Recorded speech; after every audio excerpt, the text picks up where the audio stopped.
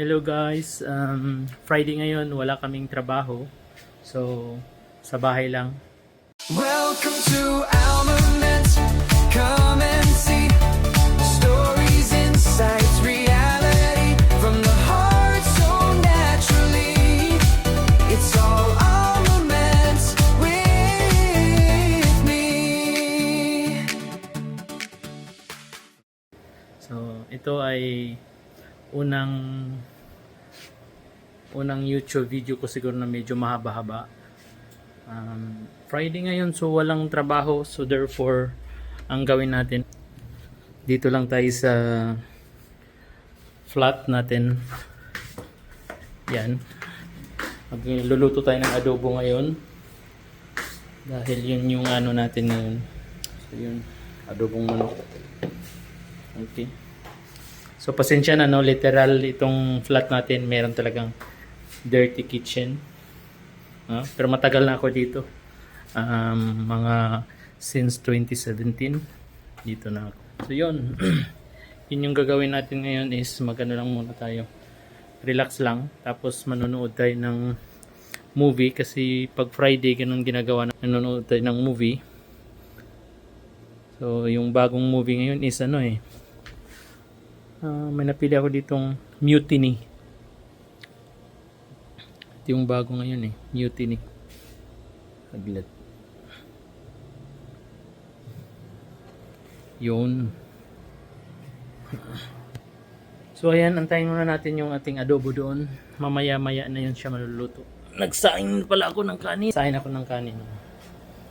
So ayan. So ito yung maliit natin na kwarto. Pang isahan.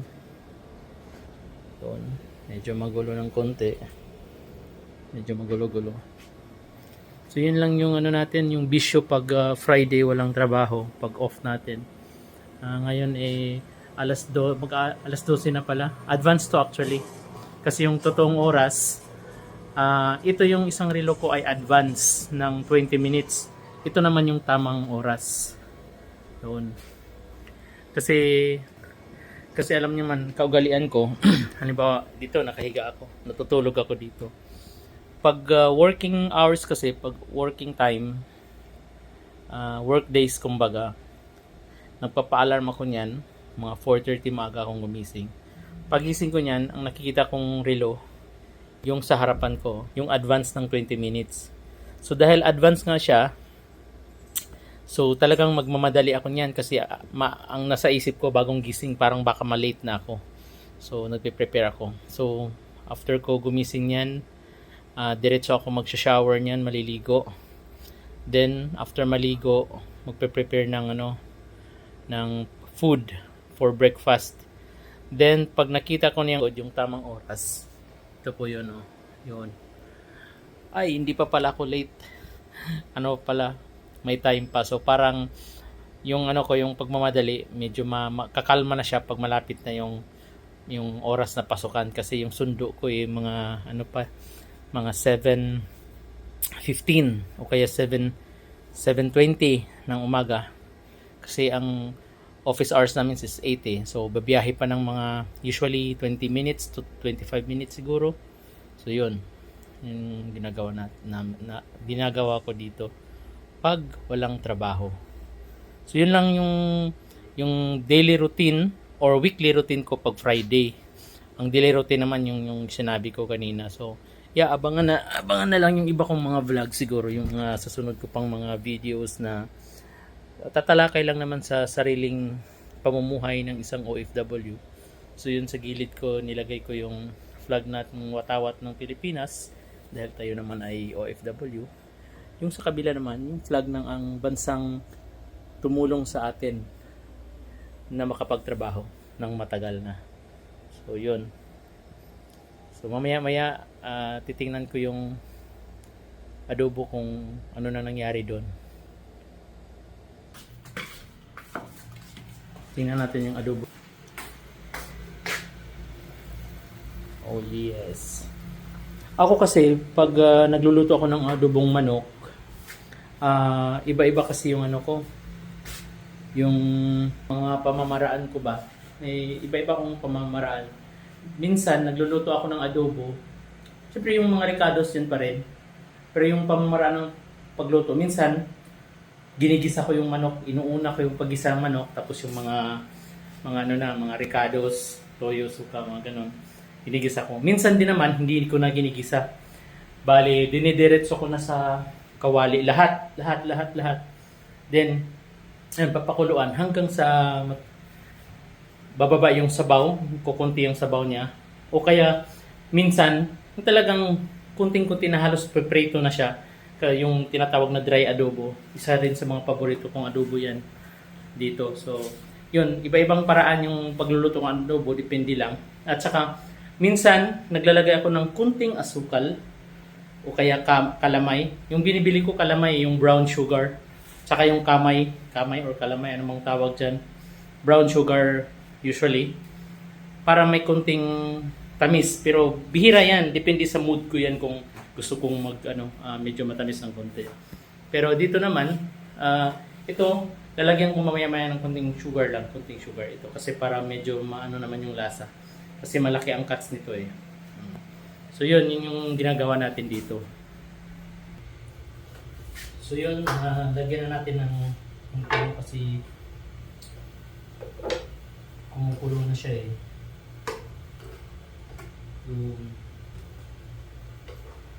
Actually, pakuntian ko pa to ng sabaw. Medyo may pagka-dry ng konti. Hindi masyadong masabaw. Ayoko masyadong adobo na masyadong masabaw. So, ito nga yung asukal na nilalagay ko. Kunti lang yan. Ganito lang. Ganito lang. Para lang maano yung kanyang alat. Alat saka yung kanyang asin mo. Yan lang. Hindi na yung siya dadagdagan. Kunti lang. Para lang magano yung kanyang balanse yung lasa niya.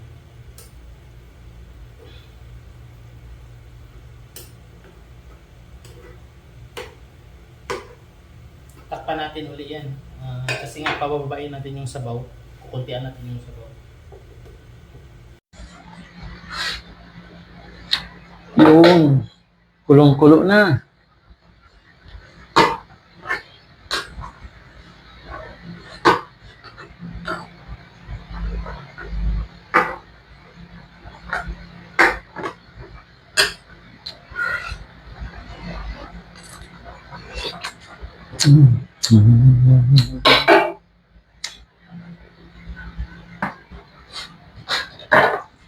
Ito nilalagay ko to sa sa loob ng kwarto ko para hindi masyado marami. Kasi ito sa ka-flat meat ko to yung ibang gamit yan. So, yan. Nilalagay ko yan dito sa loob ng kwarto. Ng tubig. Ito po, yung mga lagayan ko ng mga groceries. Yan, dyan lang yan. Nilalagay yung toyo ko. May olive oil ako dyan. At saka itong suka ko. Ito ah. So, okay, next. Tuloy tayo manood ng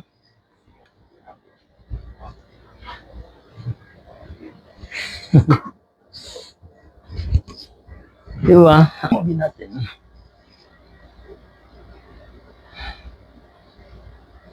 So, yun na nga.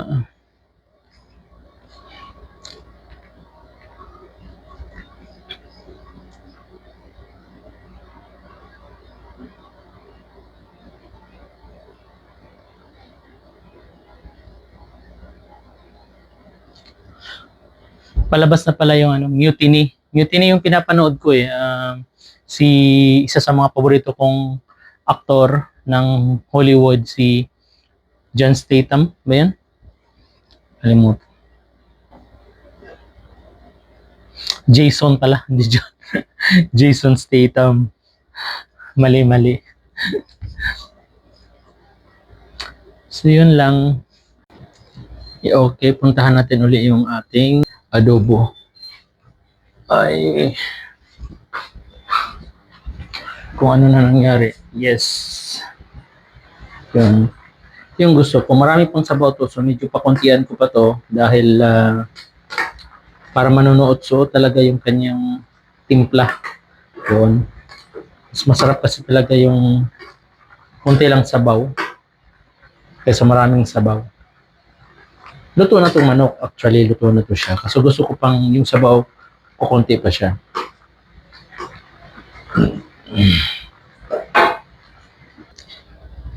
Nagsaing na nga pala ako ng kanin. Yung kanin ko kasi actually, ang kanin ko ay, yan, ang kanin ko ay red rice ako palagi. Yes. Yon. Red rice ako talaga palagi kasi alam mo naman na ano tayo, medyo ano tayo sa sugar, lapitin sa asukal. So, ano tayo? Red rice muna. Ayun, ito lang tayo dito. Nood lang tayo ng movie yan. Pag Friday. So, hindi pa ako naligo kasi masyadong mainit yung tubig maya-maya ng konti. Oras dito, alas 12 pa lang. So, medyo mainit pa masyado. Bababa. Pero meron naman pinapalamig na tubig sa banyo. Meron namang mga balde doon na malalaki na pinapainit.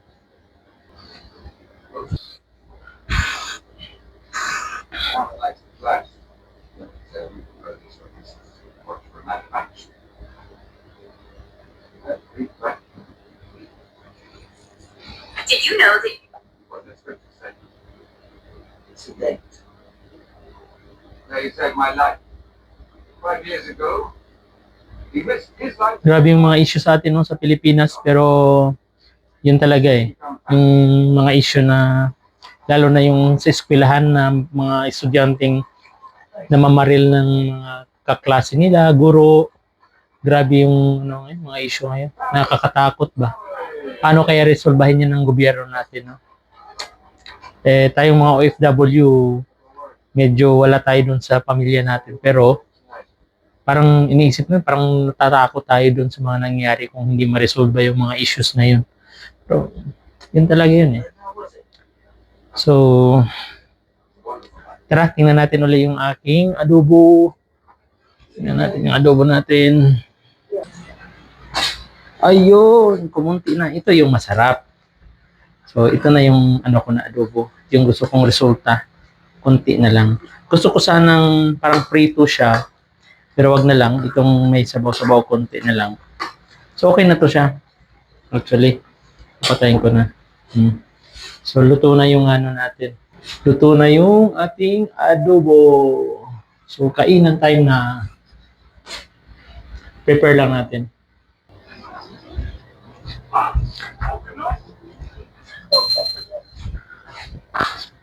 So, i-prepare na natin yung adobo natin. Tapos na tayong nagluto ng ulam. Dalhin na natin doon sa kakain na tayo. Diba? Yes. Yun. Prepare tayo. No?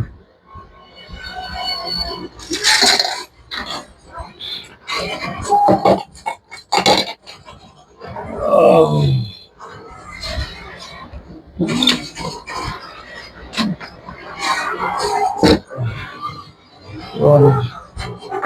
Pag adobo kasi, usually pag adobo suka yung, dahil medyo malat-alat siya, suka yung sausawan ko. Wala na akong tuyo dyan.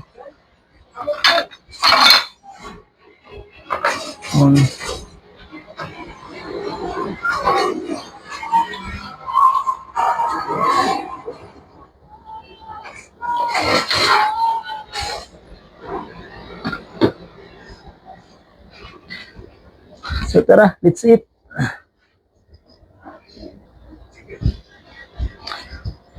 Alright guys, kain na tayo. Lunchtime. So, ito lang yung maliit kong mesa dito sa loob ng kwarto. Kasi ako lang naman mag-isa eh. Para naman ako ibang kasama. So, kaya nga solo life, OFW tayo ngayon dito eh. So, tara, kain tayo.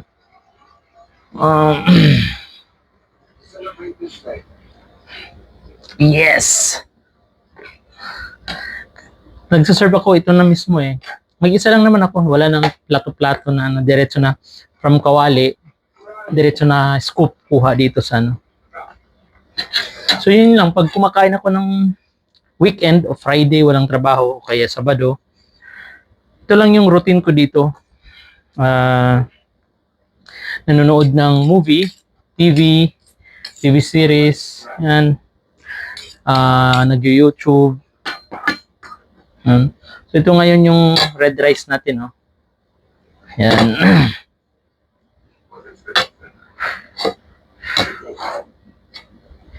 They said my life. 5 years ago, he risked his life to save mine. It was job. Yan. So, may konting sabaw. Yung sinasabaw natin dito.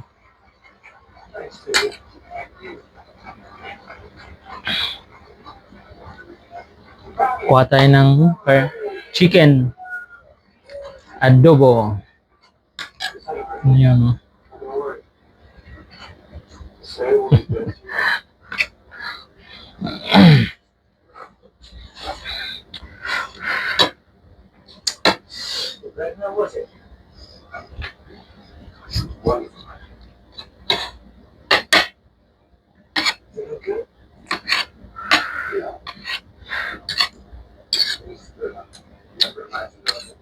Dahil yung adobo natin kasi medyo maalat na dahil may toyo ngayon, may ano. So yung sausawan natin is suka. So para hindi na doble yung alat natin, bawas-bawasan naman. So ito yung suka natin. Masarap i-combine kasi yung adobo at saka adobong chicken, then sausaw sa suka lang, wala ng toyo.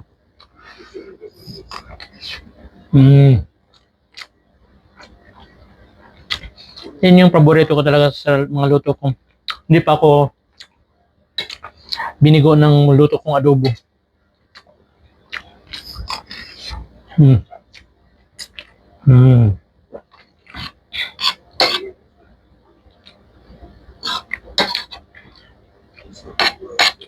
Comment lang kayo guys kung may mga tanong kayo paano ko niluto yung adobo ko. I mean, anong nilalagay ko. Alam ninyo paano lutuin yung adobo. Marami sa ating mga OFW kaya mga Pilipinong alam naman magluto ng adobo. So pero iba-iba tayong style eh. Iba-iba tayong style paano magluto, paano umpisahan, at iba-iba yung style din anong ilalagay. Maliban doon sa common na toyo, suka, garlic, tsaka yung paminta, yung mga ganon, onion. So, common na yon. So, ano pa yung ibang dinadagdag mo para medyo magkakaiba naman yung lutong adobo. Ako kasi meron akong nilalagay dyan eh. May mga sekreto akong nilalagay pero pwede naman hindi sekreto niyan eh. Depende naman yan sa diskarte mo paano magluto ng adobo.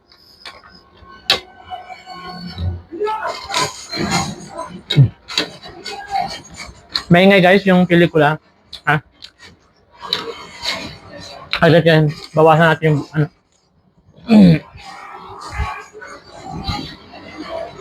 Patayin ko na lang muna kaya. Yun. Pinatay ko muna yung movie para maganda yung usapan natin.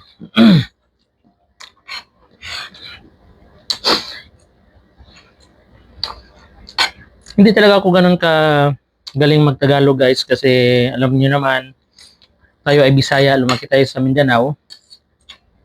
Medyo ano yung dila natin sa Tagalog. Pero syempre dahil ang Tagalog ay ating sariling wika, kumbaga dapat natin din matutunan. English naman hindi ako magaling sa English eh. Nakakapagsalita naman pero dito sa bansang tinatrabahuan ko, hindi naman kailangan kasi yung mag-English ka na talagang pinaslang, pinano. Kasi hindi mo maintindihan ng ibang tao yan eh, lalo na yung mga kausap mong ibang lahi. Hindi, dapat yung English mo dito medyo barok siya para medyo makuha, maintindihan na iba. Pero kung nakakaharap ka naman ng mga professional talaga, yung magagaling sa English, yung talagang sanay sa English. So, anuhin mo naman, itansya mo naman yung pagsalita mo ng English. Ito, medyo professional to. So, ayusin ng konti yung English natin kahit medyo may konting grammar. Importante na intindihan.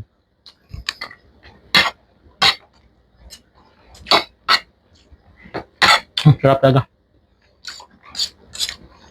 Alam mo, sa totoo lang, nakakaubos ako ng maraming kanin tsaka ulam na adobo every week. Talagang pipilitin ko kasi masarap eh. Kaso, pag masyadong busog rin, medyo hindi naman mabigat sa tiyan. Dapat tama lang yung pag naramdaman mo na daw, sabi nga ng iba eh, pag naramdaman mo na daw na busog ka na, tama na. Huwag mo nang pilitin. Busog ka na eh. May ibang yung may mga nakilala akong foreigners nung bumisita ako sa probinsya namin. Nag-invite ng kainan doon sa kanila. Yung kanyang asawa, which is kaibigan ko. Nung kumain kami ng dinner, yung kanyang asawa na foreigner, hindi siya kumain. Alam mo anong sinasabi niya?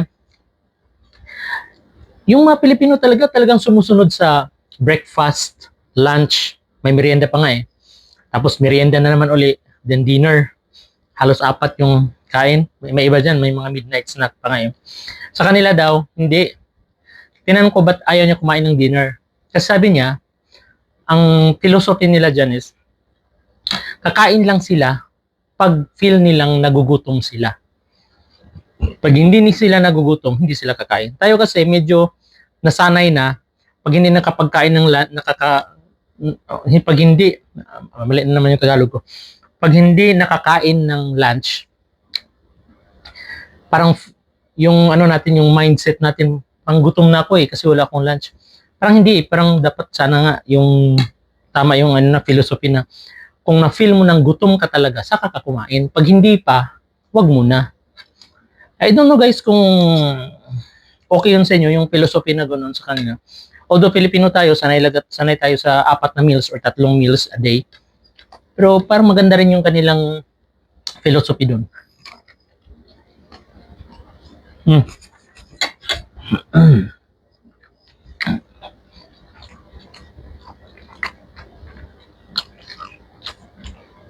Sarap lang ang adobo ko.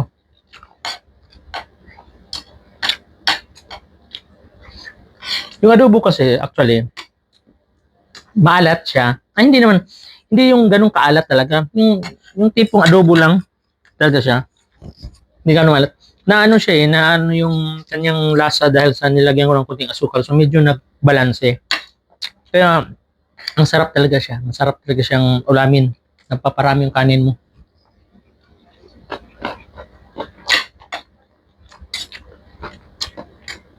Sorry for the word na alat na. Hindi siya ganun kaalat.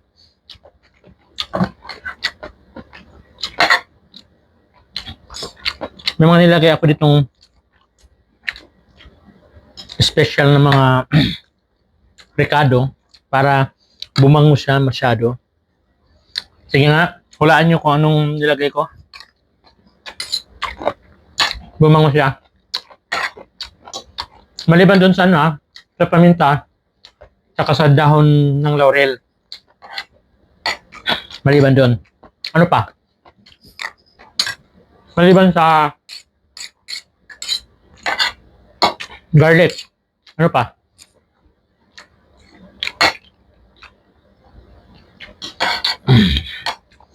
Comment na lang kayo guys kung anong nilalagay ko doon.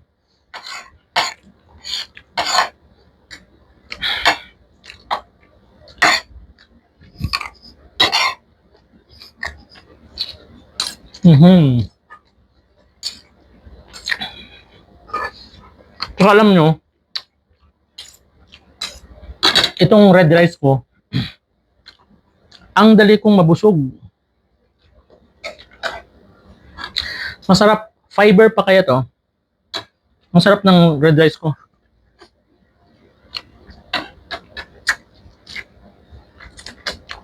Ang iba lang problema sa atin, may mga hindi masyado kabisado yung hindi masyado yung texture ng red rice, hindi sila sanay. Kaya white rice lang talaga sila. Ako nasanay ako kasi alam niyo guys, nung maliit pa ako, yung parents ko, yun yung talagang kanin namin palagi doon sa probinsya. Kasi yung parents ko, lalo na yung mother ko, Ayaw kumakain ng white rice kasi ano daw siya, mabilis magne-nervous. Nervous breakdown bang tawag niyan? Mali, pero kung white rice, red rice siya, okay sa kanya, pasado. Kaya yun, siyempre ako, kasanayan ko na. So, maliit pa ako, yun na yung kinakain kong rice. Kaya, hindi na sa akin bago yung texture ng rice, ng red rice.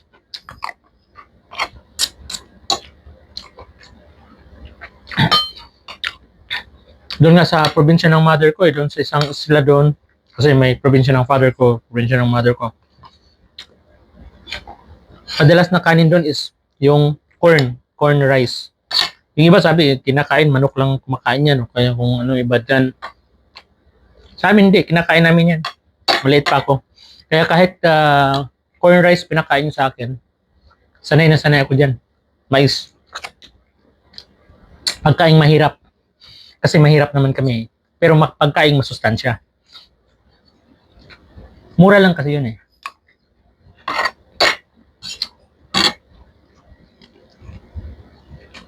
Mga rice ngayon kasi social na. Jasmine, wagwag, dinurado, ang ba yung tawag dyan?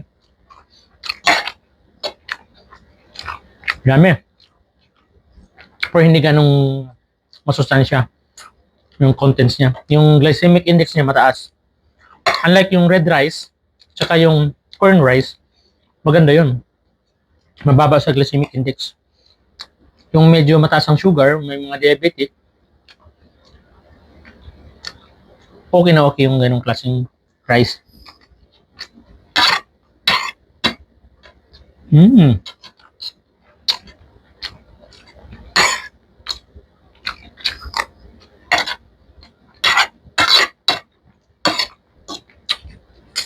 Sarap na to, Jai.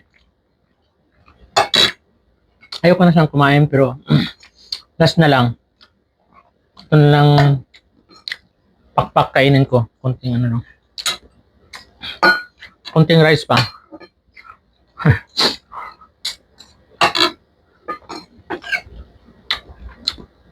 Mag-isa lang ako, pero ganito karaming niluto ko kasi nga, Friday ngayon.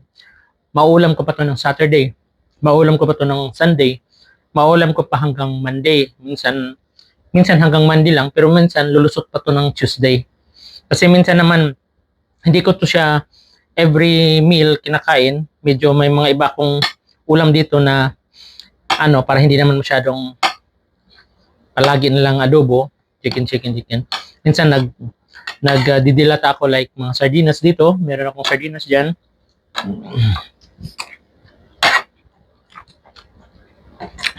Noodles kasi meron ako, pero bihira lang ako nagno-noodles. Yung mga noodles ko dyan, tumatagal yan ng 6 months na nakatambay. Minsan pagtingin ko, pag malapit na ang expiration, pag may ano na malapit na expiration, yung kinakain ko.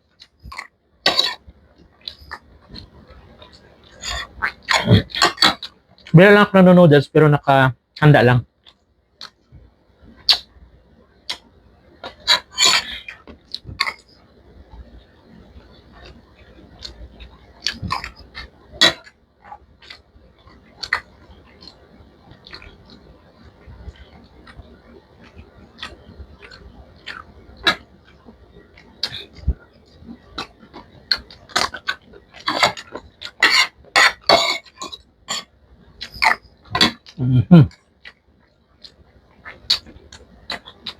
Lunch time ko ngayon ha. So mamaya sa dinner, ito pa rin ulam ko. Pero depende lang kung magdi-dinner ba ako ng kanin o bread lang o yung carrots lang. Kasi pag dinner minsan bira lang ako kumakain. Ano naman bira? Nasa mood. Pag nasa mood akong kumain ng marami ng kanin, yan. Pag wala ako sa mood, yung ano lang, carrots lang.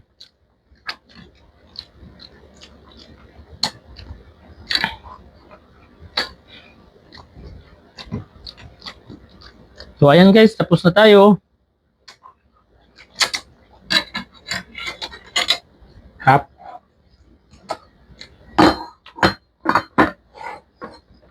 Itong aking red rice, matagal ito maubos. Minsan 3 araw din kasi sa konti lang, pa konti-konti, ang bilis magkabusog.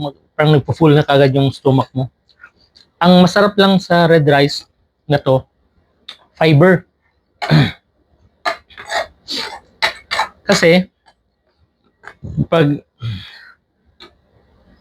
nagbawas ka, talagang yung red rice na yan, yung kanyang fiber na dadala. Parang kumain ka ng malunggay, o kaya parang kumain ka ng, diba? Pag kumain ka ng malunggay, o kaya kumain ka ng ano ba yung mga ibang fiber dyan na pag nagbawas ka, nagbabanyo ka, pagtingin mo, medyo may sumabay na ganun. So, ibig sabihin fiber yun, malakas sa fiber. So, yun yung nagustuhan ko.